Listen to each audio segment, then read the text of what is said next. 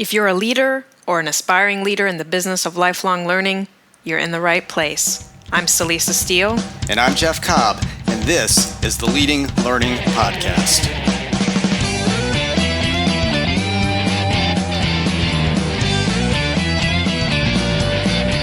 Hey there, and welcome to episode 178 of the Leading Learning Podcast, where we continue the conversation with Jeff De Cagna, the executive advisor for Foresight First LLC, about artificial intelligence. And I'm going to cut right to the chase and ask you, Celisa, what does this part of the conversation cover?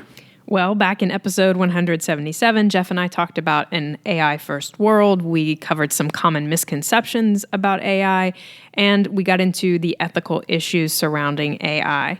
In this next part of our conversation, we get into the implications of artificial intelligence for work and learning. We get into the idea of integrated intelligences. We get into some specific advice for listeners around AI. And of course, I asked Jeff about one of his most powerful learning experiences since finishing his formal education. I look forward to hearing about that experience. And I'll say to listeners, if you didn't catch part one of this conversation, we definitely encourage you. In fact, we urge you to go and give that a listen just by going to leadinglearning.com/episode 177. But for now, let's roll the second part of this interview with Jeff De Cagna on artificial intelligence.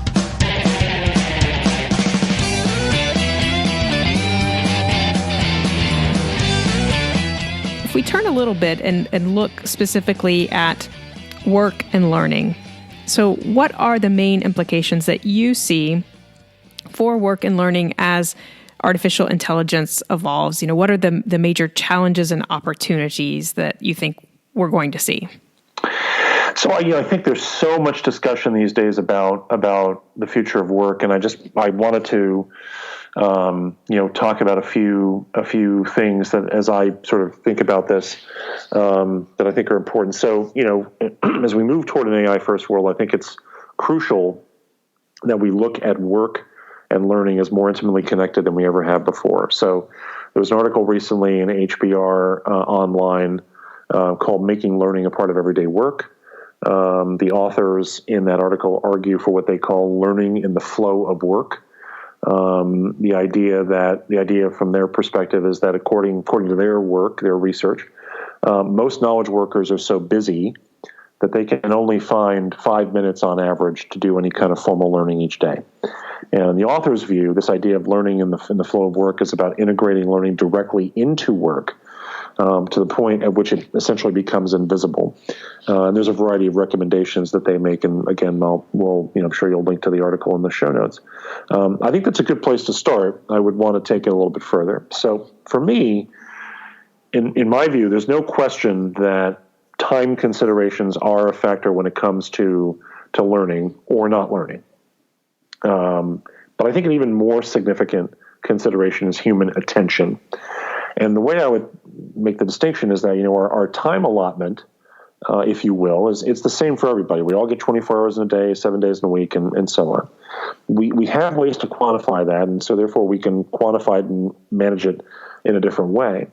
How we use our attention is a little bit more challenging to address because it's not easily quantified. It's also finite, however, and we do not have an unlimited supply of attention, none of us. It's hugely fragmented because we have a full spectrum of activities that we're all trying to manage, including things that I just referenced, including how social media and mobile are kind of suck up our attention, and that takes away from other things we do.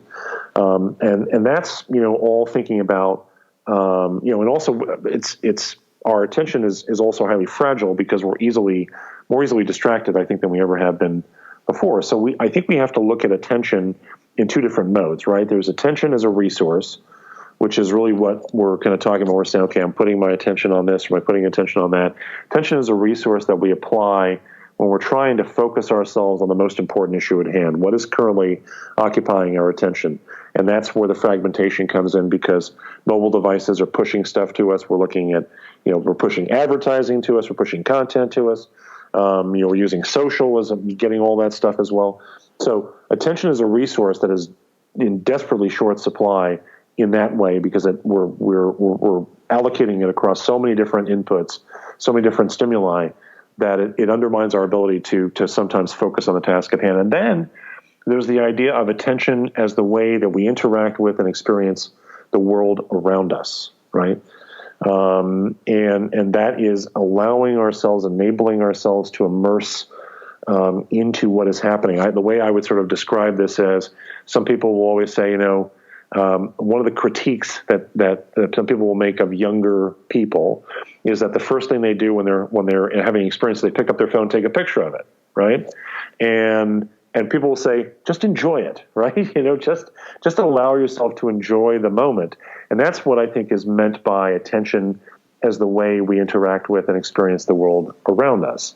And it's not one or the other is bad or good. It's just both of them exist, and we have to figure out how to use them both well. One mode is more instrumental in nature, right? It's more something we apply directly to a task at hand or something that we're working on. The other is more reflective, more literally experiential in nature. Both modes of attention are necessary for learning, right? And both modes are at risk for the reasons I've given today and in the years ahead.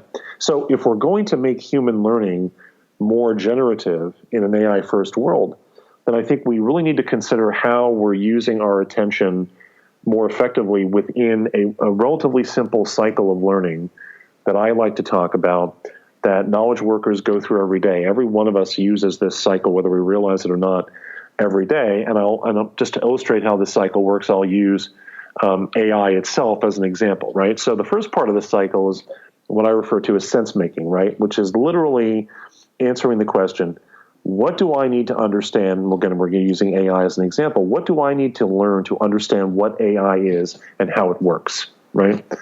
How do I make sense of what it is so that I can talk about it with others and work with it and other things? So I've got to have this understanding of what it is as a first step in my learning process, the sense-making process. This requires a kind of information-based learning that is very common to all of us. It's usually where we allocate most of our attention resources. How do we, which resource? I was looking at things, preparing for our conversation, which was very much about the sense-making piece of the learning process. And, there, artificial intelligence can be really useful to us because it might help us focus our attention resources and use them more effectively by suggesting valuable content, creating content summaries, perhaps even recognizing interesting patterns in the content that would be useful to advance our understanding. Of course, as we're doing all that, we have to continue to be mindful of any biases that the AI application might bring to such actions. We want to be aware of that and make sure that that's not reinforcing existing biases in ourselves. But that sense-making piece is a place where I think AI could be enormously helpful to what we're trying to accomplish with learning by focusing our attention resources and perhaps giving us also a chance to use a different mode of attention as part of the sense-making process where we can be more reflective. Then the second part of this is about meaning-making, right, which is really what the question that I would ask in this is, what are the human implications of the sense-making that we've just done, right? So to go back to our example around AI, we might ask ourselves, how will AI affect the lives of real people, right? We've already been discussing today the ethical considerations of artificial intelligence. There are some people who think that sense-making and meaning-making are the same thing. And I don't agree with that. I think in today's environment, it's important for us to treat them as separate activities, separate but very much connected activities, and apply our attention to them in different ways, right? So whereas AI might help us primarily with the sense-making process, the meaning-making process is profoundly human in nature, right? It requires empathy. It requires reflection. It requires literally an ability to interact with the world in a way that narrow artificial intelligence applications cannot do. And so we can bring more of our second mode of attention to bear on the meaning-making process. So the third aspect of this cycle, we connect sense-making and meaning-making to one another, and we come to decision-making. And, decision-making is about, what do we need to do with our now connected intellectual and empathic understandings of whatever the issue is. Again, in our example, we're using AI. So, a question we might ask in that context is, how should we move forward with using AI that genuinely benefits both the organization and its stakeholders? In the context of making such decisions, AI might be able to help us generate options that we might pursue. It might even be able to help focus our attention on which options will be most beneficial. At the same time, we want to keep human judgment in the loop and connect our decision-making to additional sense-making, which will bring us back to the beginning of the cycle. So we need to be able to bring together the benefits of artificial intelligence in the learning process with the benefits of human participation, obviously, in the learning process, and bring it back to the beginning of our cycle, because we're going to keep doing additional sense-making. Now, as I've mentioned, this process that I just described is repeated reflexively many times a day by knowledge workers on a variety of issues. So what we need to do from a learning perspective is really help our learners become more aware of their learning processes, which, as you well know, is something that is referred to as metacognition, and that's something that the authors of the HBR article that I referenced earlier, they also advocate for increased awareness and helping learners understand metacognition, and that will help them develop the more intimate connection between work and learning that I described before. So one other final point on this is that as we look at the future of work, we also need to help workers/learners, sort of the combined worker-learner, look at a more granular level at the work that they are doing to make sure that they can adapt in the face of automation. So as they begin remaking their workforces, what companies are doing is looking at the specific tasks and activities that workers perform, and they're trying to identify repetitive and routine forms of work that can be accomplished with minimal interaction, minimal collaboration, and they're seeing these as targets for automation. So we might hear in the media about the elimination of jobs, but I think even, companies are getting to a more granular level of what tasks and activities do we have to automate. Perhaps, hopefully, that means they're trying to find other ways to use that human capability, sort of moving it to other kinds of work. So I think the challenge for learning leaders is to help workers develop the human skills that they need to avoid becoming targets for automation. Those skills include collaboration, they include creativity, empathy, imagination, other kinds of human skills.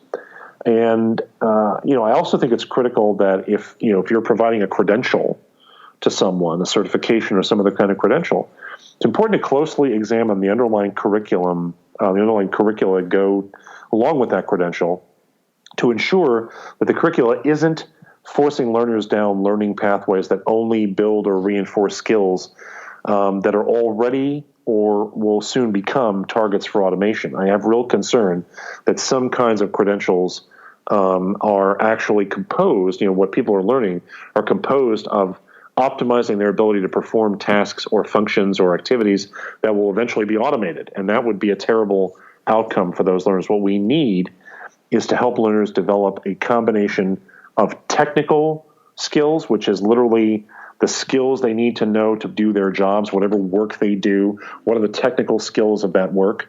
Digital skills, and I distinguish between the two. Digital skills is understanding how to use technology effectively, all forms of technology, including artificial intelligence, and human skills, the ones I just described: collaboration, creativity, empathy, imagination, communication, other things of that nature.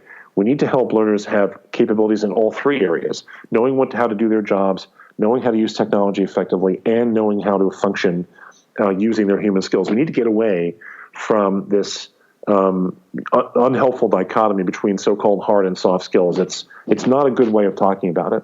Instead, we need to get a lot more specific and a lot more granular, which is why I think technical, digital, and human is a better way of talking about it, because that's going to help our learners be able to evaluate what skills they need to have in a world in which artificial intelligence is likely to influence the work that they do, if not in terms of automating it, certainly affecting the possibility that they'll have to work with more machine intelligence in their work. So we need to help them adapt to that reality as well. So there's a lot of stuff I think, embedded in these conversations around work and learning that we need to tease out. And those are some things that I think are pretty significant.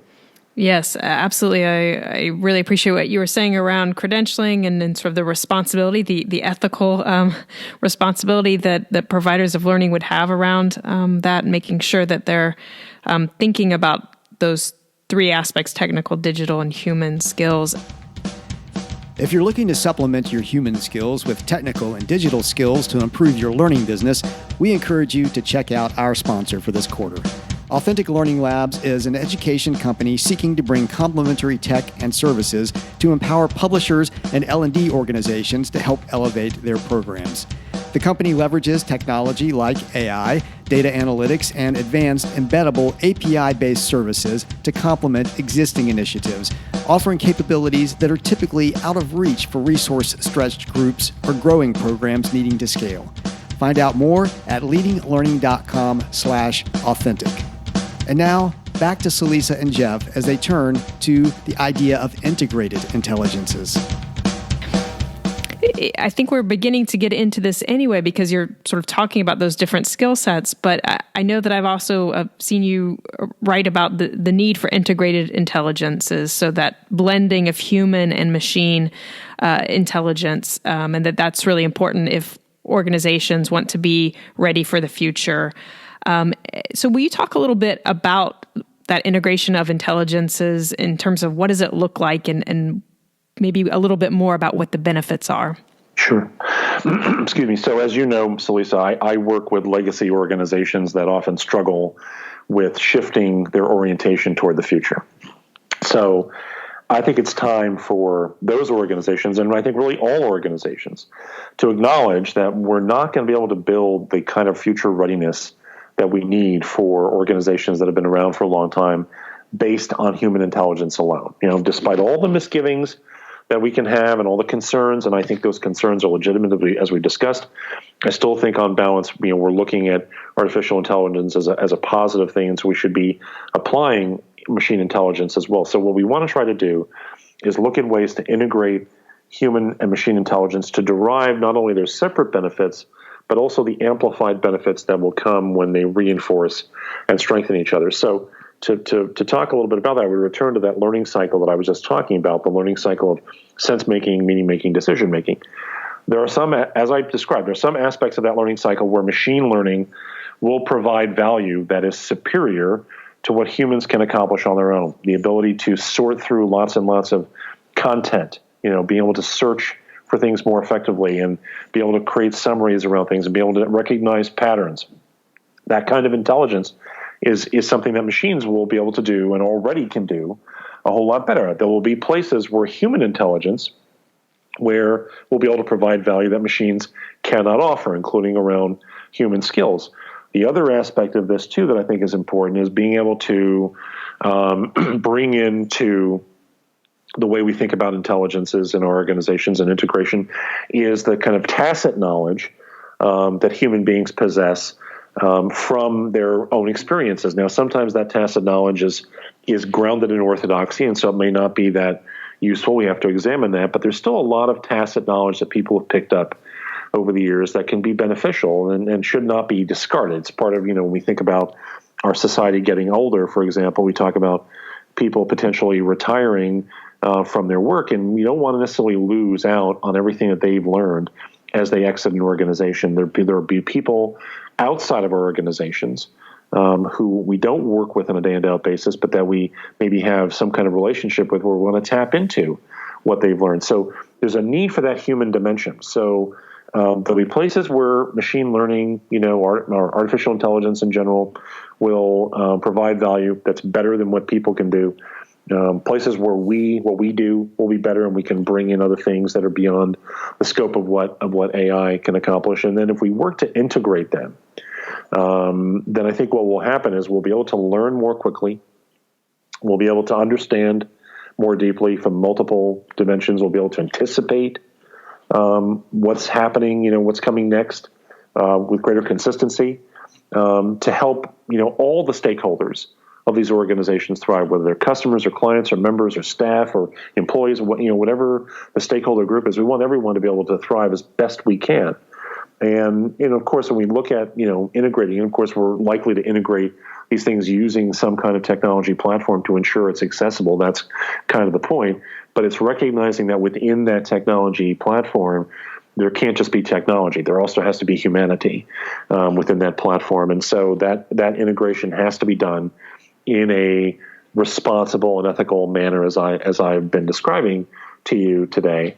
And so I think, that's kind of where I hope it will be headed, is that rather than it just being about machine versus human intelligence, it's really about recognizing that the integration of machine and human intelligence is what's going to really going to drive us forward. And, I think you're hearing this in a variety of places. There are a lot of other alternative terms that are being used: extended intelligence and anticipatory intelligence and augmented intelligence. There's other ways of describing it that are being used out there, because I think people are beginning to really recognize that it's not an either or, it's a both and at least I hope that's what the message that is getting out there. And so I think that the more we can think about this as an integration of human and machine intelligence, the better off everyone will be, and because we will derive the real benefits of that, as well as position ourselves in a way where we are looking at it through the lens of being responsible and ethical and building artificial intelligence in a way that does advance the well-being of society and doesn't simply exacerbate, the existing divisions that are kind of, creating real problems around the world. So, Jeff, one of the things I admire is that you think really analytically about things, but you also think really practically about them. So I would love for you to give some advice to our listeners in terms of artificial intelligence. So what should they be doing or asking or thinking about if they're there in their learning business and saying, okay, AI? Yeah. So I've got four areas that I hope will be beneficial to people. I think the first thing is, again, going back to the need for attention. So it's critical to focus our attention on what's happening in the AI space, and to look beyond product announcements, beyond market forecasts, beyond tech billionaire opinions. The mainstream media has a tendency to cover, and I've been pretty hard on the mainstream media in this in this conversation, because that is the number one way that most people are getting their information. And I don't know that they're doing. I should not qualify it. I know they're not doing the best possible job that they could on this. And I guess to be fair, that they have a lot going on. But this is such an important area that we can't limit ourselves to what hot new product is being announced next, what market forecast that says the AI market will be, $87 billion. I mean, that doesn't help us, right? All it says is that someone thinks that people are going to spend a lot of money on AI over the course of the next 10 years. And while I think it's worth listening to what tech billionaires say about artificial intelligence, sadly, the vast majority of those tech billionaires are white men, and their view of AI is based on that is grounded in that perspective. And I shouldn't say the vast majority. I can't think of a single tech billionaire who isn't a white man.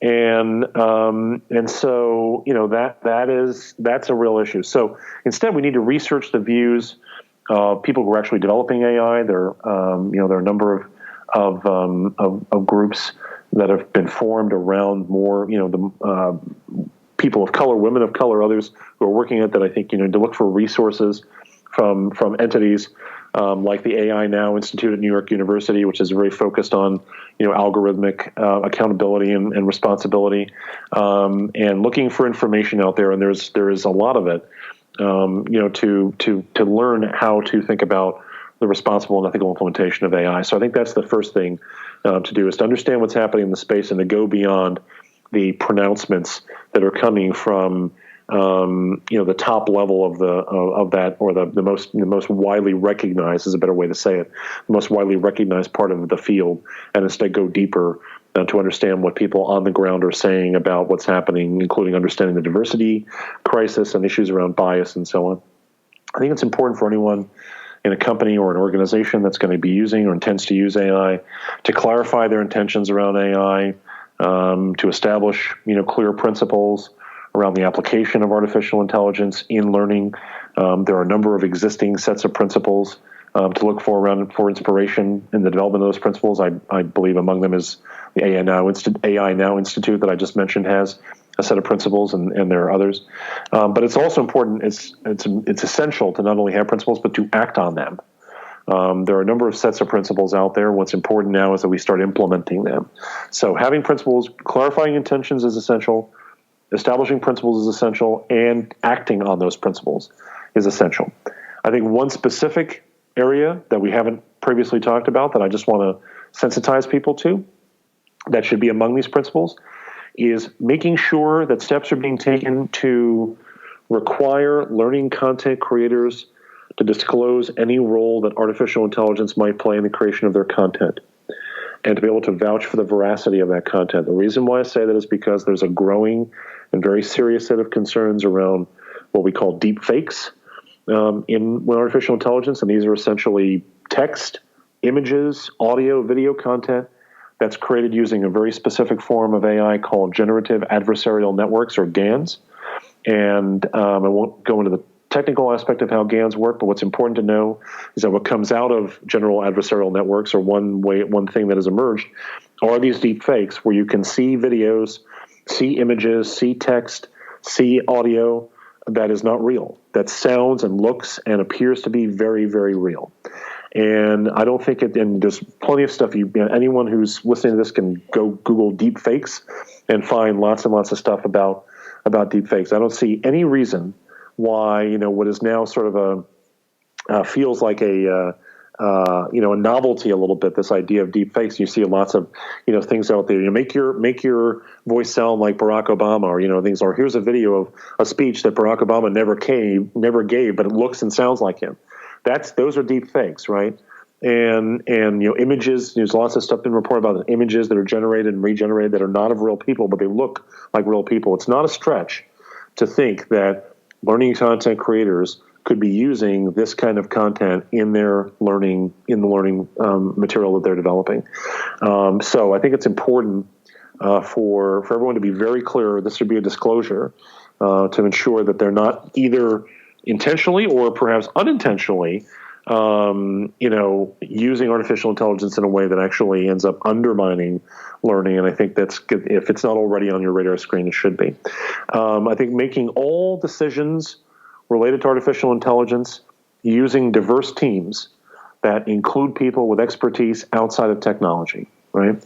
So we have to find ways to compensate for the shortcomings that exist in how AI is often developed and trained, by integrating different perspectives into the decision-making process about how it's going to be applied. So not having one person make the decision, but actually having diverse teams look at and understand how artificial intelligence works to the best of their ability, identifying potential problems, and having those decisions being made with people who are outside the technology space as well. We can't rely entirely on a technologist point of view with respect to AI. We have to have other points of view represented because, again, the stakes are extremely high for the potential negative consequences. And then finally, in terms of advice, I would say that I would ask every technology provider that you're working with about how they are using AI in their applications and how they are doing so, and to be specific about what they're doing to ensure that artificial intelligence is being integrated into their applications in a responsible and ethical manner. They should be, any company that cares about this will not be in any way scared by that question. If they are scared by that question and they try to put it off, that should be a red flag in my opinion. Any company that cares about responsible and ethical artificial intelligence and its implementation in that fashion will have an answer ready to share with you, and you'll want to probe that answer to make sure it's not just marketing speak, but it's important to, and that's any aspect of it, whether it's the actual learning, management systems, or whether it's the marketing systems, or any tools being used, so assessment systems, any tools being used that incorporate artificial intelligence. There has to be clarity around how the AI was developed in a responsible way, trained in a responsible way, implemented in an ethical fashion, very critical that be done. And if they aren't using AI right now, where is AI integration on their roadmap?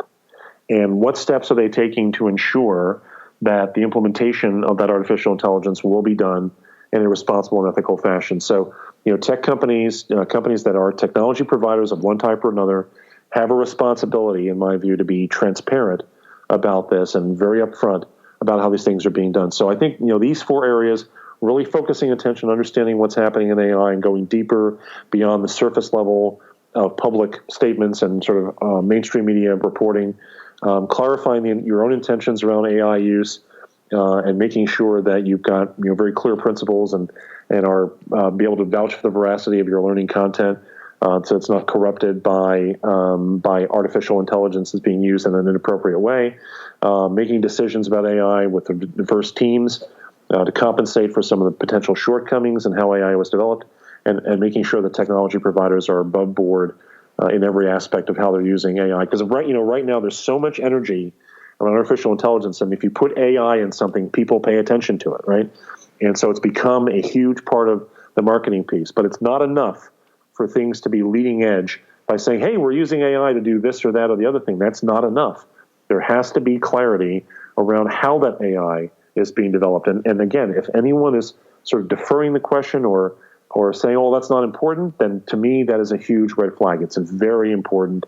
And the technology companies must understand that they have a much greater responsibility around this, and need to step up and embrace that responsibility instead of suggesting that there's a problem with you even asking the question. So Lisa is about to ask Jeff our signature question about one of his most powerful learning experiences. But if you're looking to create powerful learning experiences, we suggest you check out our sponsor for this quarter. Blue Sky eLearn is the creator of the Path Learning Management System, an award-winning cloud-based learning solution that allows organizations to easily deliver, track, and monetize valuable education and event content online. Blue Sky also provides webinar and webcast services, helping you maximize your content and create deeper engagement with your audience across the world. To find out more about Blue Sky eLearn and everything they offer, visit leadinglearning.com/Blue Sky. And now, back to the interview and Jeff's answer to our signature question.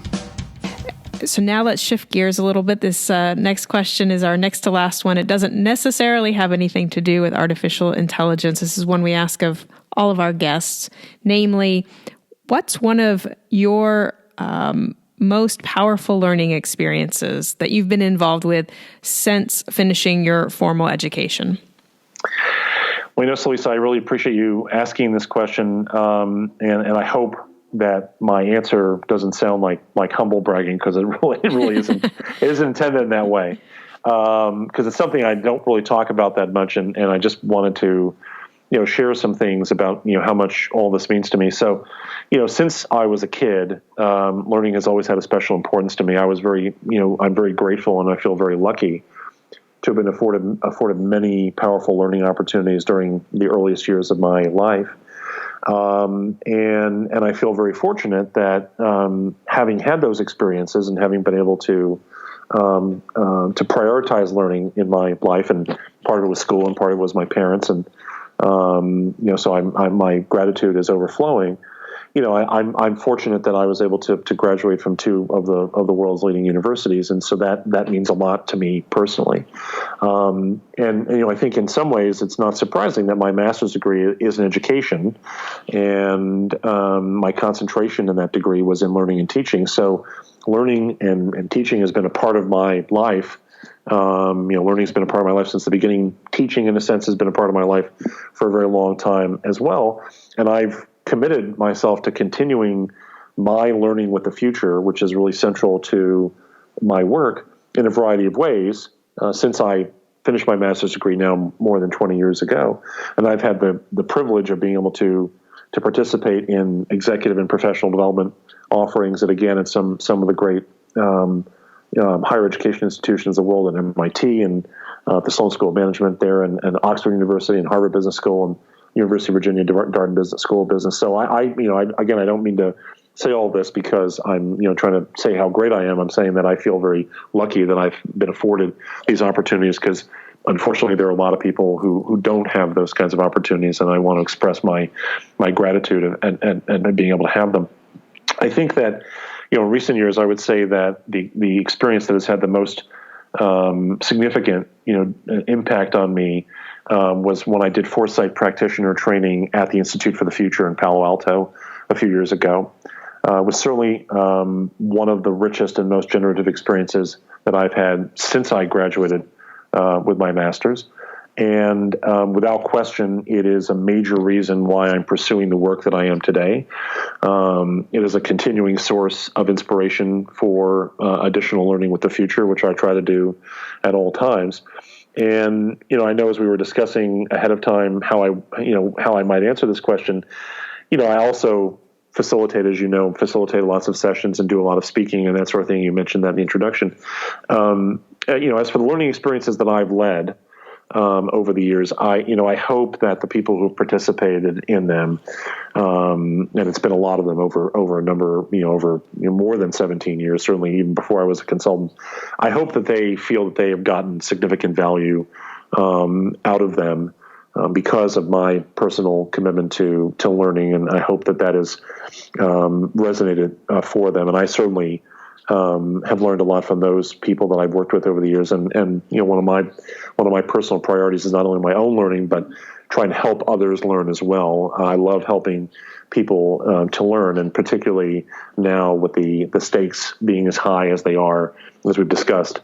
I think learning is so critical, and I'm going to continue for the foreseeable future, trying to support not only my own learning, but the learning of as many people as possible. And so, again, I really appreciate the chance to talk about it, and I appreciate the chance to discuss some of these issues with you on this podcast, because for me, this is also a part of my own personal purpose around to advance the learning of others, and I hope that I've done that.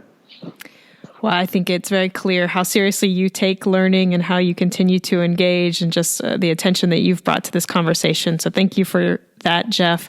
And the final question is just, if listeners want to know more about your work or connect with you, where should they go?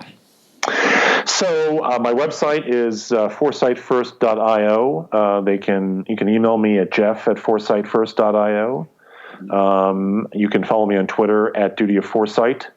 On Twitter, so that's Duty of Foresight, all one term, and I'll provide you with my LinkedIn profile link so people can connect with me. It's it's a bit long to say the whole. Sure, we'll get that in the show notes. Yeah, with the LinkedIn profile, people want to connect on LinkedIn. I certainly hope that people will connect, because I'd love to hear what people are doing, and I'm really excited to think about and talk about and learn from others about the connections that others are making between artificial intelligence and how we need to think about learning and work.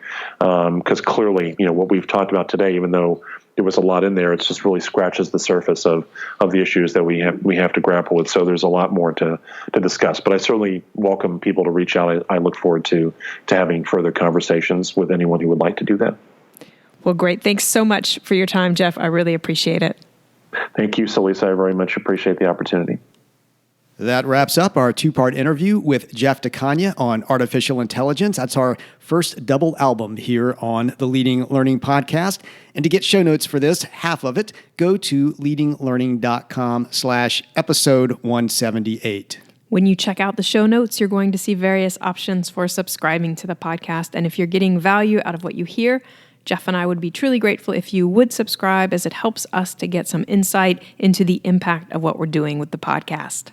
And we'd also be grateful if you take just a minute to give us a rating and review on whatever service you use to listen to Leading Learning. If you use iTunes, you can just go to leadinglearning.com/iTunes, and that'll put you in the right place.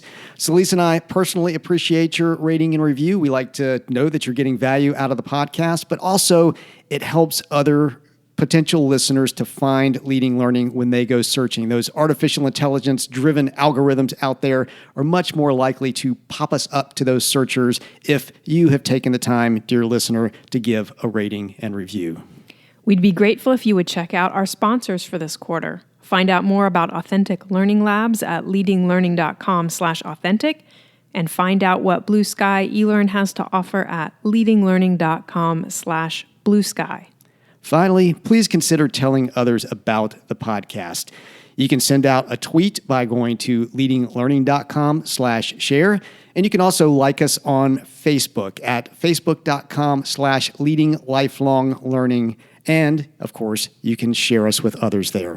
However you do it, please do help share the good word about Leading Learning. Thanks again, and see you next time on the Leading Learning Podcast.